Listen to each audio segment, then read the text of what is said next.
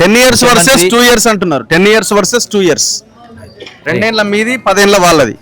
రెండింటి మధ్యలోనే పోటీ. చెప్పలేక మీరు 10 years వర్సెస్ 2 years ఎందుకంటారు? 64 years వర్సెస్ 10 years.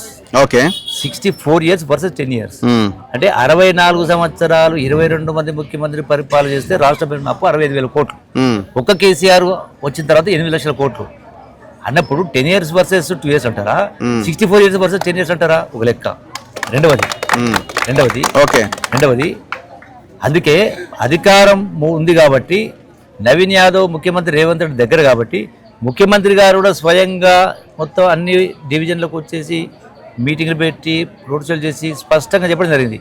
మీకు ఏదున్నా నవీన్ యాదవ్ చెప్తే నేను నాకు కుడి భుజం లాగా నవీన్ యాదవ్ ఆ పనులన్నీ మంజూరు చేస్తానని చెప్పిండు. ఎమ్మెల్యే కాకముందుకే 150 కోట్లు మంజూరు చేయించింది. ఎమ్మెల్యే కాకముందు ప్రతి డివిజన్ కూడా అన్నప్పుడు. రెండవది ఏంటంటే గతంలో అవకాశం రాలేదు, ఈసారి చదువుకున్న యువకుడు ప్రభుత్వం ఉంది కాబట్టి మా సమస్యల పరిష్కారం అయితే వాళ్ళకి వేస్తే మళ్ళీ మురికి లేచినట్టే మోరి లేచినట్టే